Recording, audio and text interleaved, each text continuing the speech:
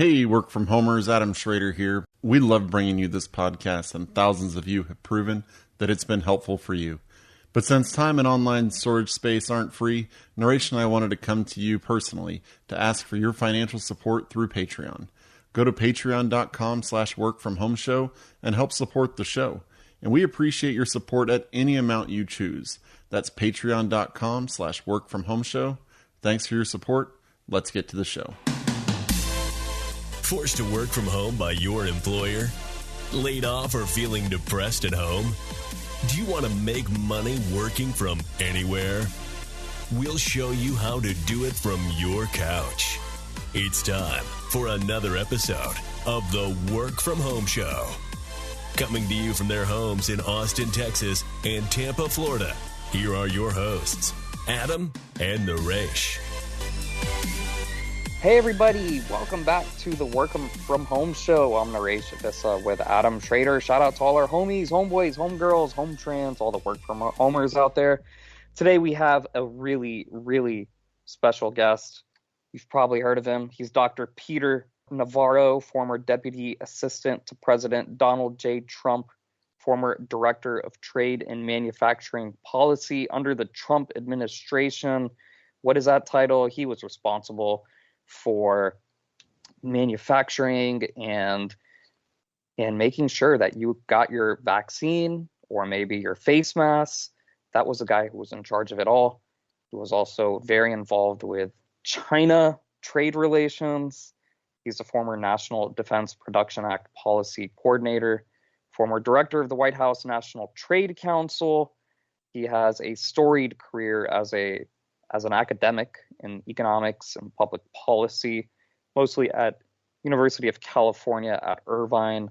He's co-author of several best-selling books, including Death by China, Confronting the Dragon, A Global Call to Action, as well as Seeds of Destruction, Why the Path to Economic Ruin Runs Through Washington, and How to Reclaim American Prosperity, including the book where he predicted in his title, The Coming China Wars, where they will be fought and how they can be won.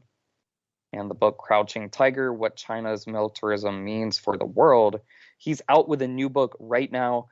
It is doing extremely, extremely well. It should be, I think, top 2 on the New York Times bestseller list. Maybe you can share why it's not, because there's something going on there. But the book is called In Trump Time, A Journal of America's Plague Year. Dr. Peter Navarro, thank you so much. It is an honor, sir, to have you on the Work From Home Show. Great, Naresh. Great, Adam, to be with you today. In Trump time, it's actually an expression I coined early in the administration. I was one of only 3 senior White House officials who was with the president from the 2016 campaign all the way to the end of what I like to call his first term. And early in 2017, I was sitting around in the Situation Room with a bunch of bureaucrats trying to move one of President Trump's trade initiatives along, and they kept hemming and hawing and telling me why they couldn't get stuff done. And out of my mouth was like, no. We're getting this done in Trump time, which is to say as soon as possible. And it's like, you guys come back tomorrow, and if you don't have what we need, you're going to be pushing paper clips out in Bethesda.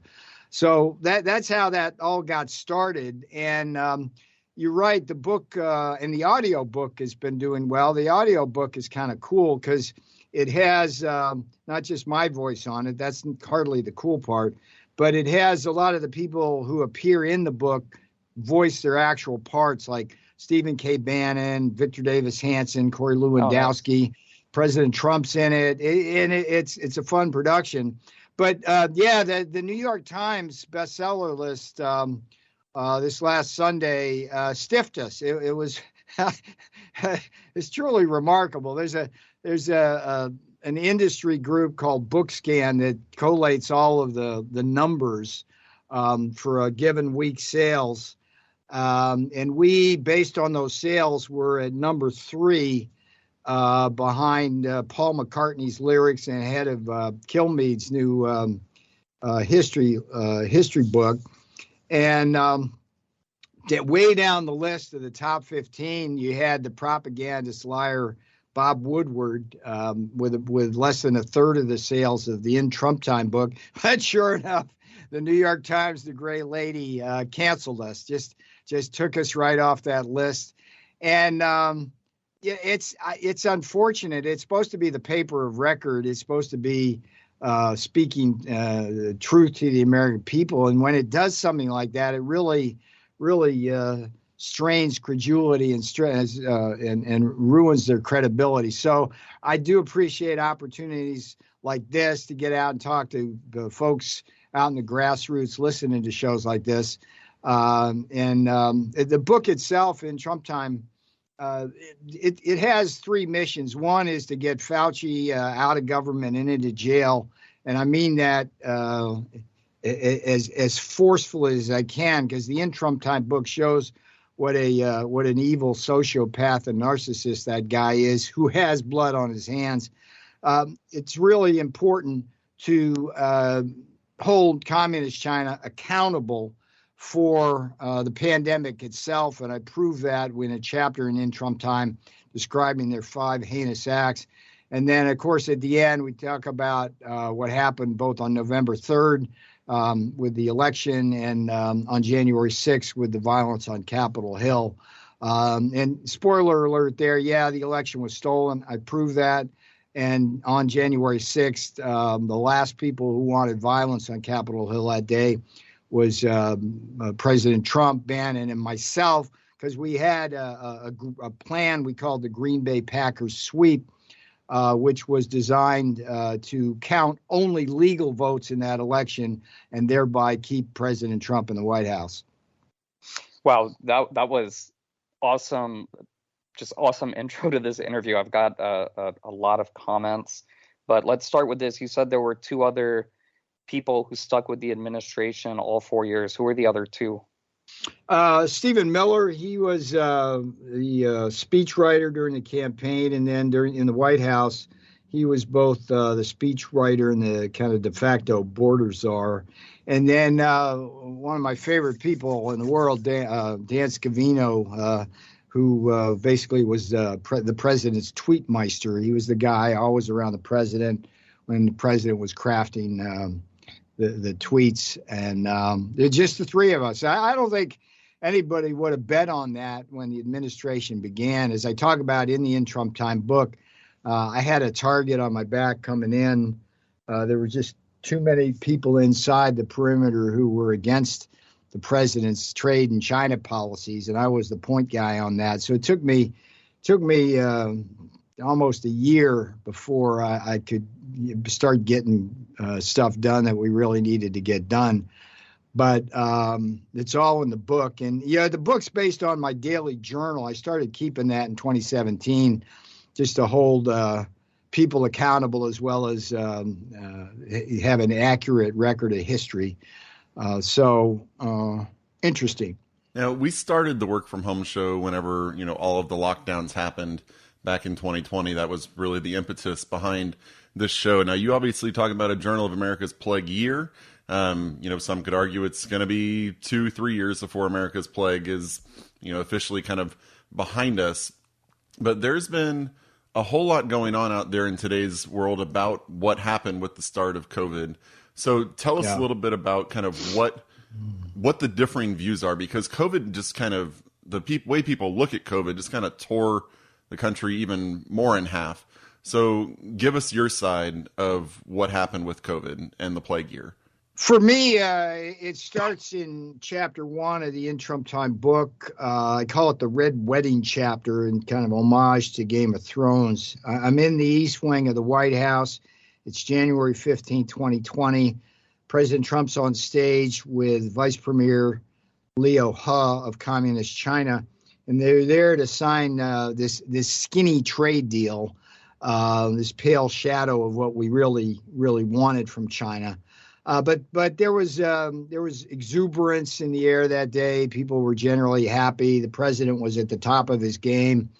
Created the strongest economy in modern history. Peace was around the world, and he looked like a lock for re-election. But I was one of only one people in the audience, literally in a cold sweat, as I watched what was happening, because years earlier in a book in 2006, I predicted that China, communist China, would create a global pandemic that would kill millions. So I had some background. Where did you predict that? Is that in one of your books? Yeah, it's in the book called The Coming China Wars, published 2006. It was the first in my trilogy on China. It's the book that President Trump put on his own best favorite book, top 10 list.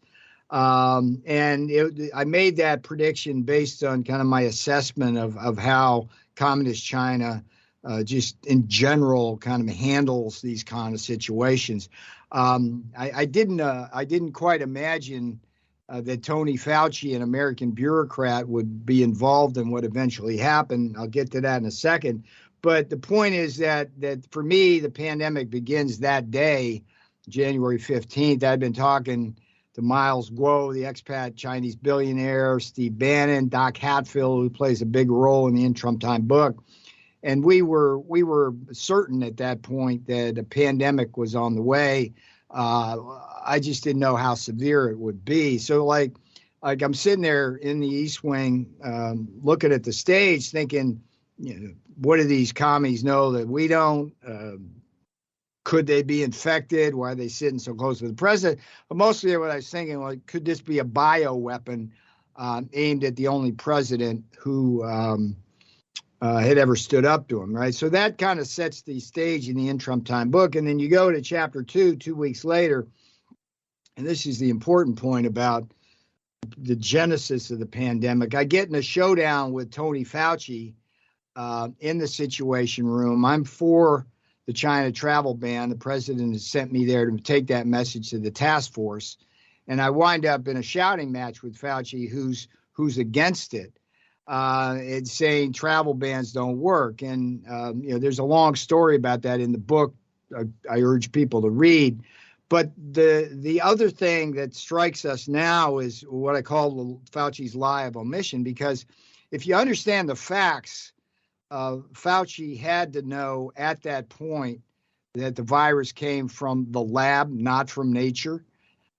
He had to know that it was genetically engineered, and he had to know he had likely some responsibility because he was the guy who funded and lifted the ban on gain-of-function experiments, which can turn a harmless bat virus into a human killer.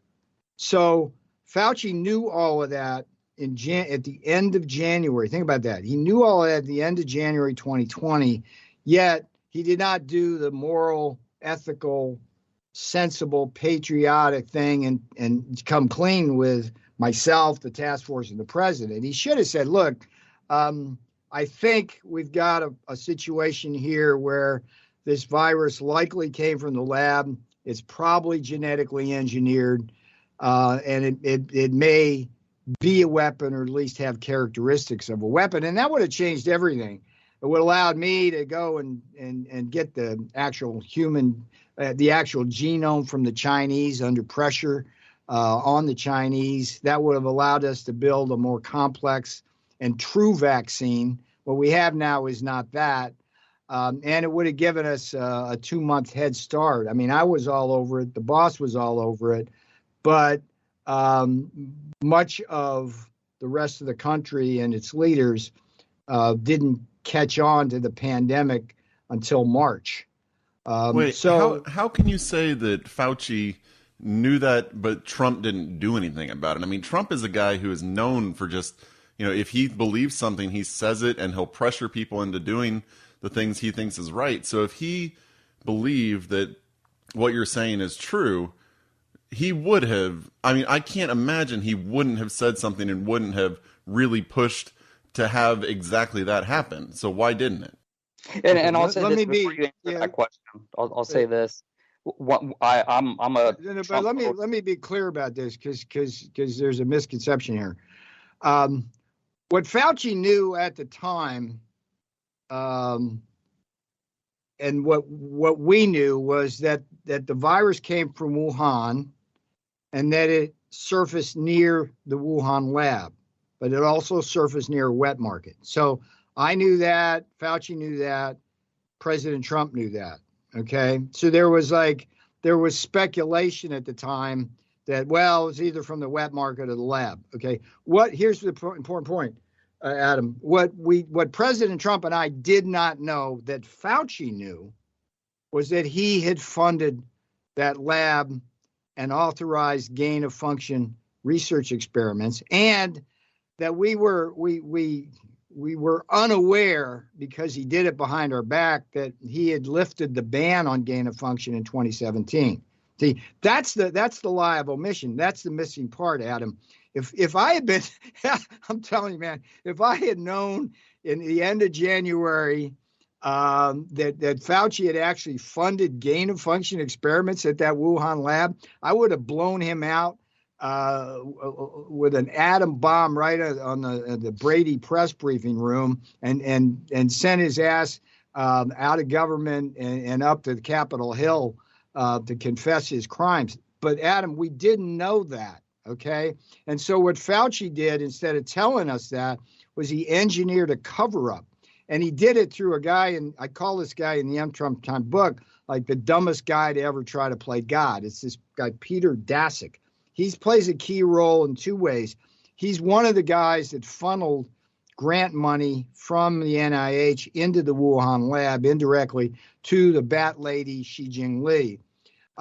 But he's also the guy who Fauci was complicit with in conducting this letter writing campaign that was designed to have a group of prominent scientists argue that this thing couldn't possibly come from a lab, that it certainly came from nature, which we know was a cover-up, not the truth.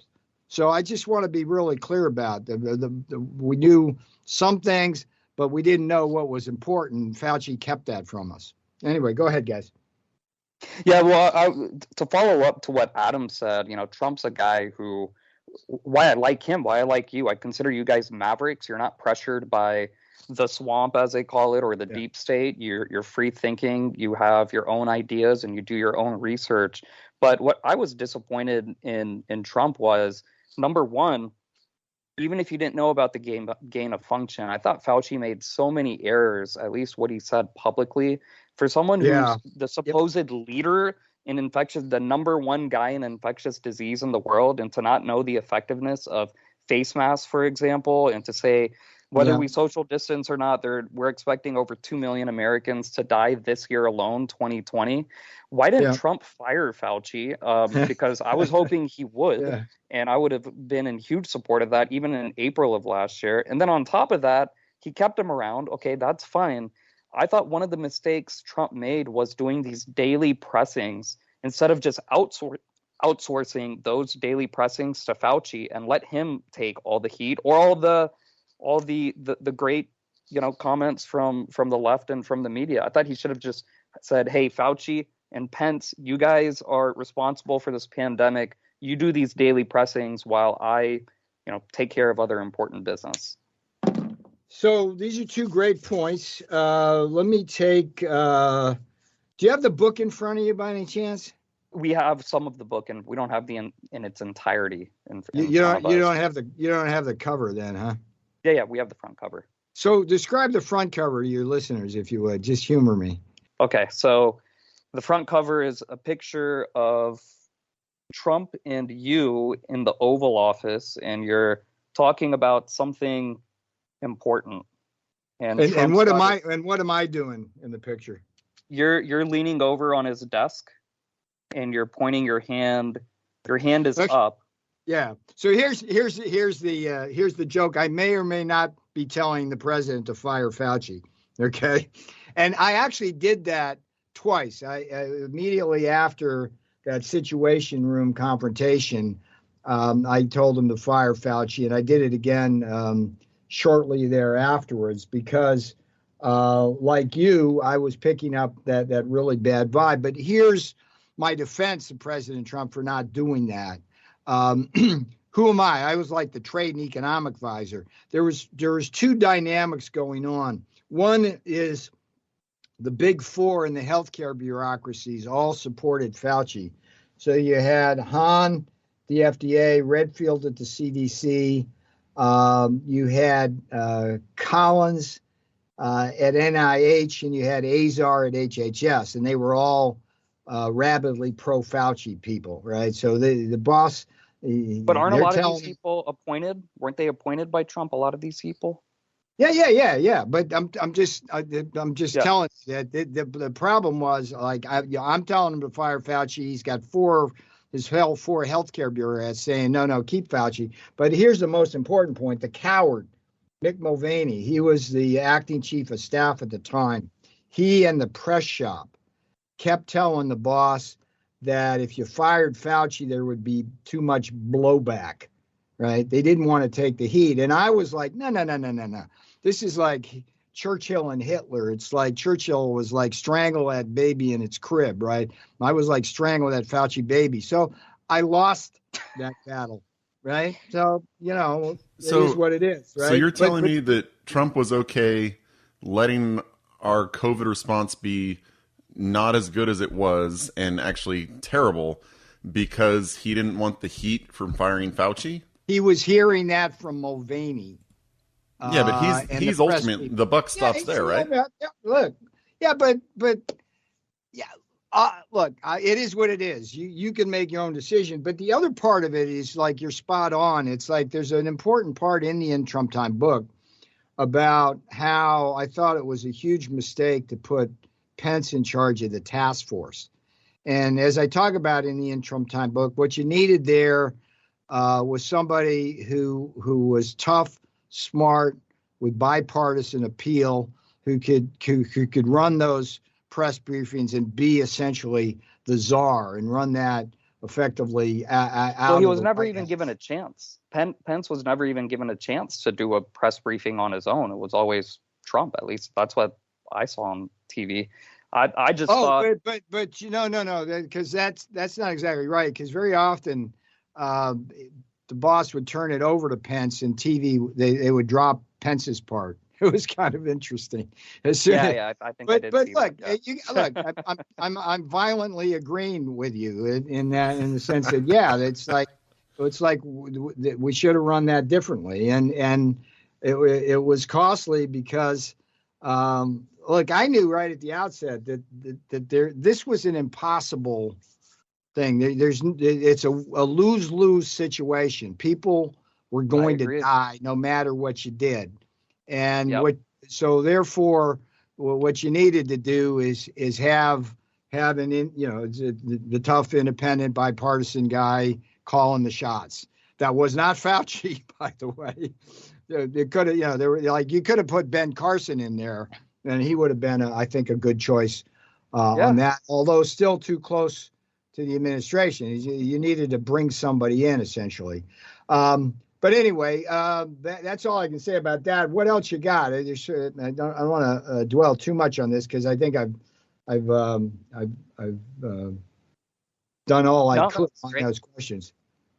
No, this is great. So the book is called In Trump Time, and you talked a little bit about what Trump time means. I'll just say as a comment, that's the reason why I supported him. It's because of the idea that the business background, you have an economics background. Political people, they're very slow. They waste time. They're bureaucrats. They don't get anything done.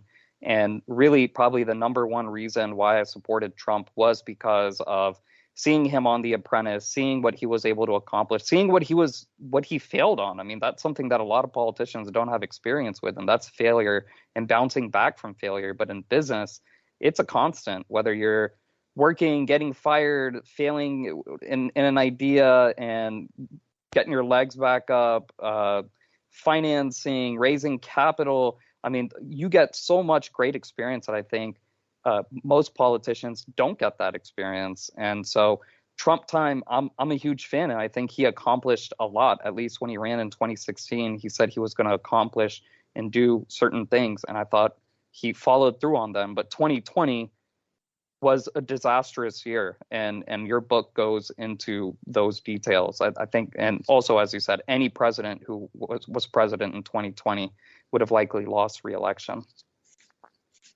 Well, there's two things I can say there. One is that it's not clear he lost re-election. I mean, I make the strong case.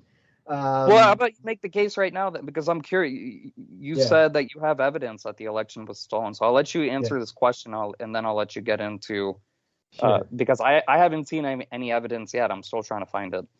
Sure. And let me say the other thing. It's like 2020 was a disaster. It's like, in fact, in the In Trump Tide book, I walk through how beginning in early February, we actually did some fairly miraculous things on the vaccine, therapeutic, testing, PPE, and ventilator front. For example, we put up a ventilator factory in 17 days. I mean, nobody will ever do that again. That was remarkable.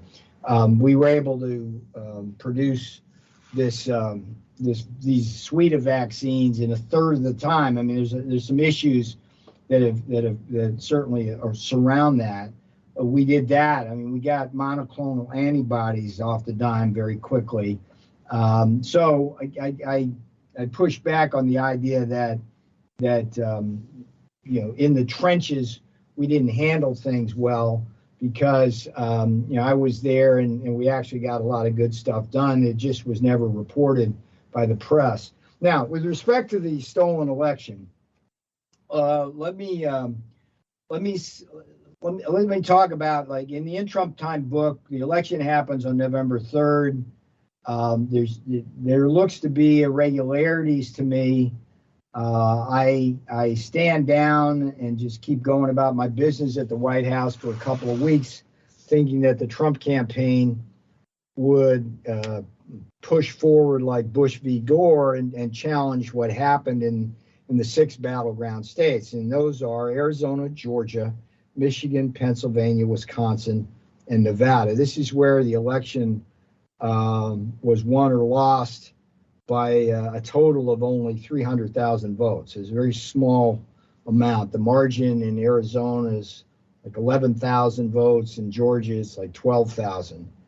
And so come Thanksgiving, when nothing got done, I decide to put on my Harvard big boy researcher pants, go into my office, and begin the process of wading through what are thousands of affidavits and other documents. And out of that comes a 3-volume report. I named the Navarro report just for Hatch Act reasons.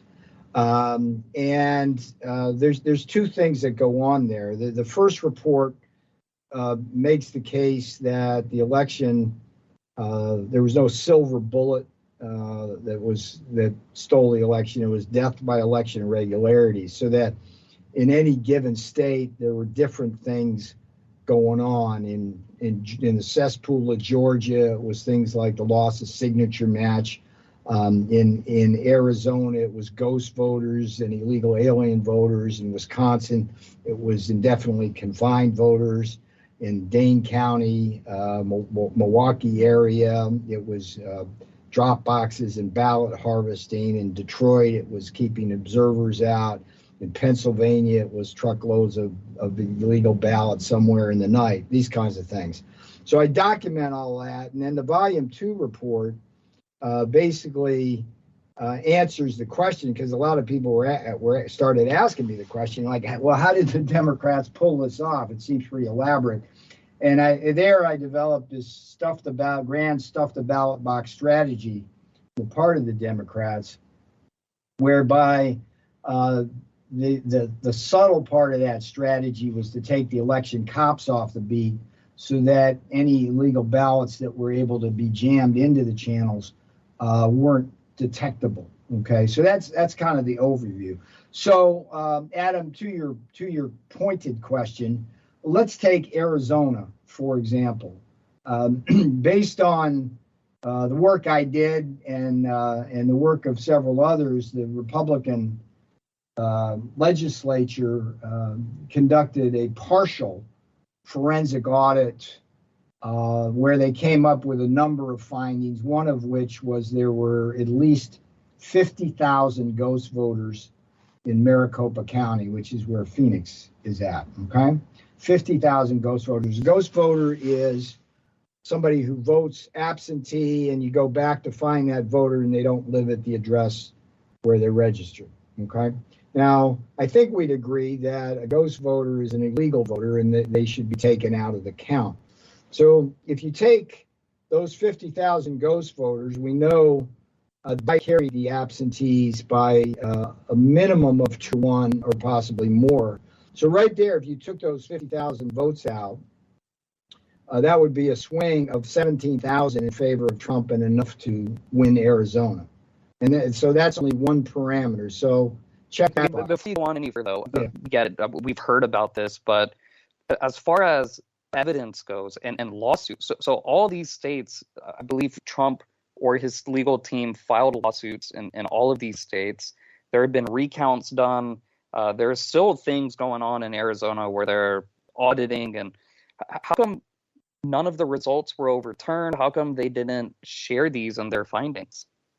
Well, let me first say that the canvas, it's the canvas, not the count. That's an expression I've developed and said over and over again. It's the canvas, not the count. Okay. If you have illegal ballots stuffed in to the ballot box and you count them over and over and over again, you'll still come to the same number of votes. Okay. The canvas is the tool which allows you to determine which votes are legal and which votes are illegal. And so it was the canvas in Arizona which detected the 50,000 or more ghost voters. And just historically, look, Adam, if you and I were talking in 1961 in November, you would be expressing exactly the same kind of skepticism about the absurd notion that Kennedy stole the election from Nixon. But yet now we know historically as a fact that, in fact, that's exactly what happened. And ghost voters played a very large role in that in Illinois. So two other parts of your question.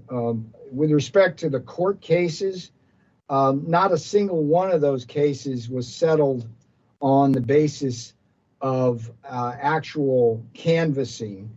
They were procedural decisions, and it was always frustrating to me that the courts always refused to look at the facts and evidence when they made their rulings. They just made it on process. So I guess that's number one. Number two, and here's the bigger problem: the Republicans, which control 5 out of the 6 battleground states in terms of the legislature, as well as the governorships in places like Georgia and Arizona, is a split party. There's the Rhino corporate wing that holds out in terms of doing what needs to be done, but steadily the momentum continues to build for doing what needs to be done.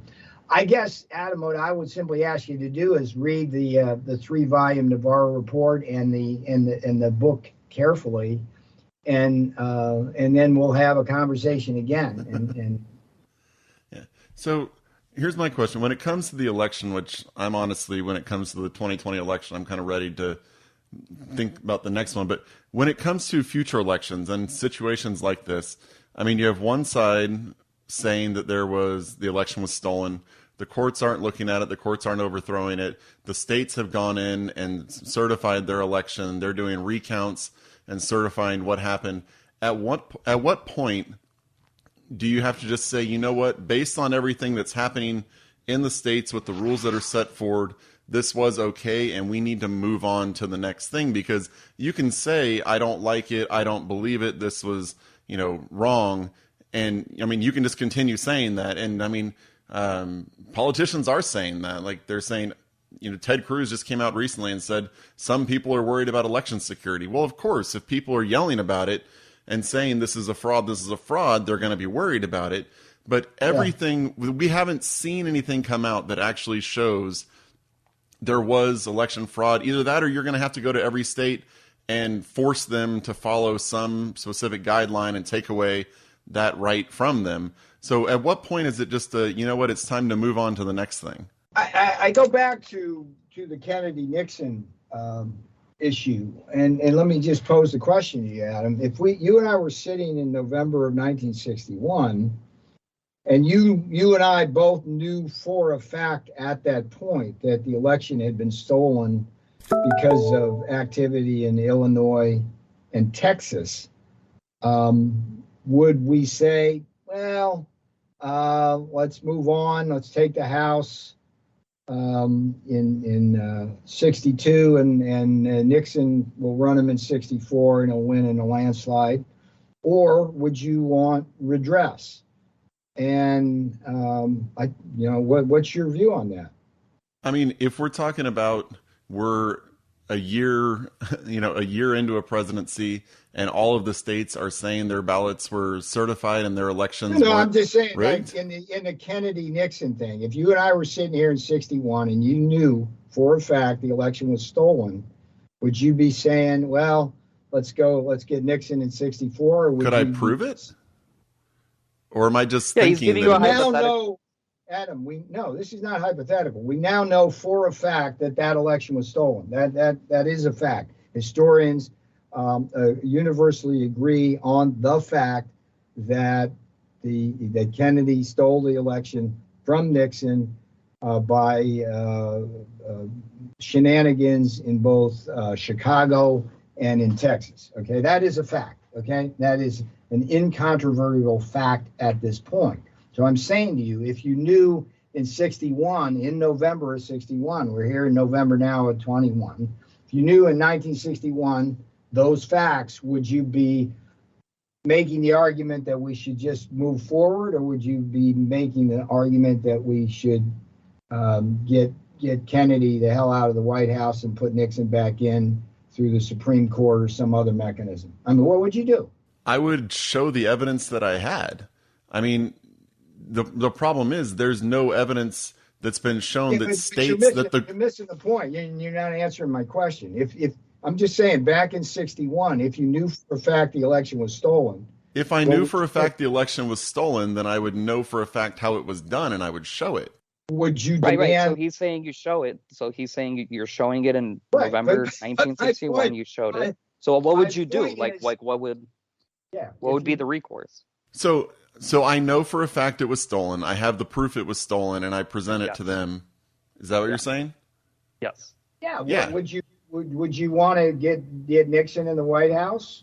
I mean, I would fight for it, but what I'm saying is all of the quote unquote proof that has been shown to the states has been thrown out for one reason or another. So you're missing my point here. Is that it's going to take some time to prove that Trump lost the election because of theft. Okay, but yeah, but what you want to say here in this case is, well, let's just move on. What I want to say is, no, let's get to the bottom of this. Okay, so let's just agree to disagree on it. My view is that we need to get to the bottom of November 3rd. That election was stolen, and that we need to get to the forensic audits and the canvassing that will show that at the end of the day. And I think moving on poses great risk to the republic because it undermines confidence in people's elections. I mean, you have to respect the public opinion on this. Over half of the people think the election was rigged. A third of the people want the election overturned. I mean, that's just so it's like, why not? Look, if the Democrats think they won fair and square, they should be the first ones to support a forensic audit. All right. So let's go with that line of thinking and switch over back to your book's topic. You're saying, if you didn't do anything wrong, you don't have anything to hide, is basically what you're saying, right? I'm saying that if the Democrats think they won that election fair and square, then do the forensic audits. It's okay. So then audits happen all the time. Using that same logic, let's go to the current day situation and ask, if there's nothing to hide, why are subpoenas being ignored? Why is Trump telling you not to follow the subpoenas that's going on with COVID? And what are you planning to do about that?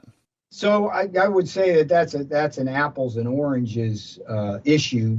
My situation is quite simple. It's like, and after 4 years in the White House watching Adam Schiff and the whole Russia hoax and all of these Democrat committees, these are simply witch hunts.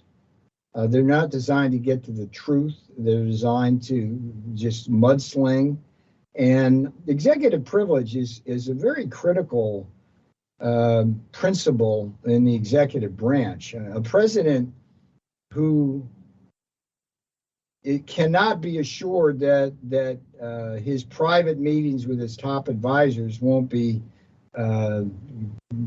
laid out on congressional committees is going to be a leader who is going to be really hamstrung in terms of getting the best advice possible. So my simple answer to that, and this is not a discussion we're going to have a lengthy one about, is it's a witch hunt by the Democrats and executive privilege. The president has invoked it, and I will respect it. Full stop. Done. I want to shift topics really quickly and talk about China, because that's your expertise when it comes to macroeconomics, foreign trade. Just a really, really basic question or basic topic, and that is, what's bad with China? Okay, pre-COVID, you started writing about China, you said in the early 2000s, I think. Why is China seen as a threat? Why are they an enemy? Look, in the In Trump Time book, I talk about China's 7 deadly sins. It's the cyber theft, it's the forced technology transfer, it's the intellectual property theft, dumping, currency manipulation, state-owned enterprises, and killing Americans with fentanyl. It's the worst form of economic aggression. And it's been going on for decades. China, economically, its goal is to basically take the United States economy over, use us like it does other countries around the world as its own colony to advance its own prosperity. We have to stop that, and the American people understand it. In the In Trump Time book, I talk a lot about what we did and we're attempting to do to stop that. And on top of that, the Chinese Communist Party is a transnational criminal organization designed to enrich its members. It's got 2 million people in concentration camps in Xinjiang province. The healthiest ones there are the ones who are going to have their organs cut out of them and then be burned, possibly alive. That's all fact. They basically, the Chinese Communist Party subjugated Hong Kong. It's trying to take over the democracy of Taiwan. It's flying hypersonic missiles around the world in low orbit, bristling with nuclear missiles, threatening us. I mean, anybody who doesn't think China is an existential threat and an economic threat hasn't been paying attention. And I would refer you to both the In Trump Time book as well as my 3-volume trilogy on China. So if I'm hearing on your end any idea that though China come kumbaya, let us coexist together peacefully, that's a misinformed opinion. These people are out to kill us. Yeah, I don't think you're hearing that from this side. Good, thank you. Well, let's wrap up this interview with predictions. Sure. 2024. Are you going to be back with Trump, and is Pence out? Pence's career is over. Stick a fork in Mike. He's dead. It's really important for people to read chapter 21 in the In Trump Time book, because it talks about the et tu brute Pence moment where he betrays the American Caesar Trump.